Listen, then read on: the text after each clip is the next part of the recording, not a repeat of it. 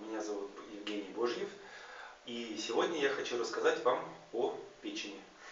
Вернее, о том, как сделать таким образом, чтобы проблем с печенью не было. Проблем с печенью у нас бывают проблемы обычно какие?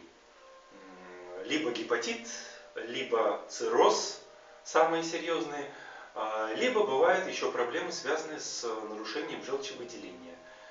Когда желчь не выходит и застаивается, камнеобразование в желчном пузыре идет, и тогда тоже возникают определенные проблемы. Ну, не в самой печени, но тем не менее связаны с ней. Значит, начнем по порядку. Самое страшное, самые такие большие, тяжелые, с тяжелыми последствиями протекающие заболевания – это гепатит и цирроз. Теоретически их вообще быть не может. Почему? Потому что клетки печени у нас приспособлены для того, чтобы перерабатывать и перерабатывать все токсины, которые есть в нашем организме, и обеспечивать жизнедеятельность организма.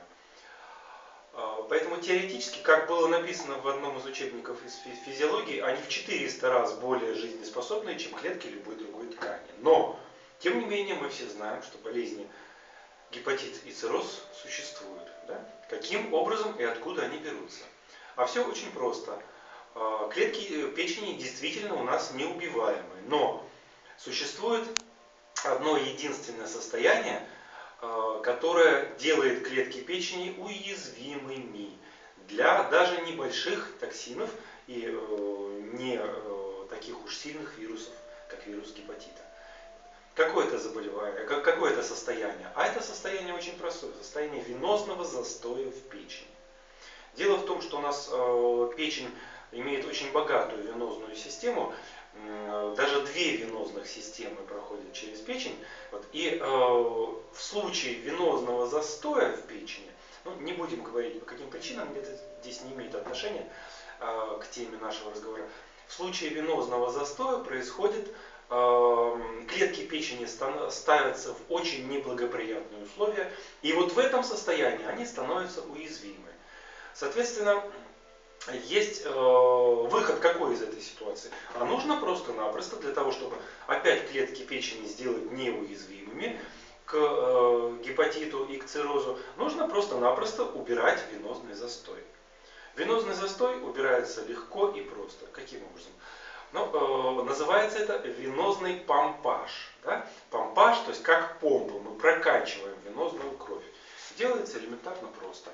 2 руками сдавливаются нижние части грудной клетки, медленно сдавили, резко отпустили. Медленно сдавили, резко отпустили. И так 20-30 раз. Можно несколько раз в день. Венозный застой уходит сразу же. Таким же способом можно вылечить гепатит.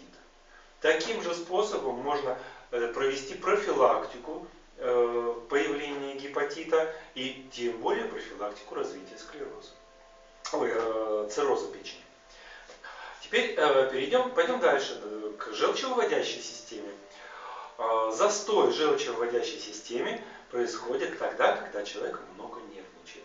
То есть стресс вызывает спазм желчевыводящих путей, в том числе и желчного пузыря, и нарушение тока желчи по желчевыводящим путям, нарушение поступления желчи в кишечник и застой желчевыводящих путей. Естественно, это вызывает камнеобразование в желчном пузыре. Можно от этого избавиться? Можно. Каким образом? А элементарно просто. Вот на правой руке 3-й и 4-й пальчики, по ним по центру проходит малый меридиан желчного пузыря. Если мы просто-напросто будем массировать эти пальчики по центру, вот таким образом и вот таким образом, от ногтя вниз к ладошке, да, то тогда мы будем стимулировать раскрытие желчевыводящих путей, снятие спазма их, и таким образом будем нормализовывать и активировать выброс желчи по желчевыводящим путям в кишечник. Соответственно, не будет застоя, и это является профилактикой камнеобразования в желчном пузыре. же, будет способствовать уменьшению влияния нашего стресса, испытываемого нами, на желчевыводящую систему. Сегодня достаточно. Благодарю вас. Всего хорошего.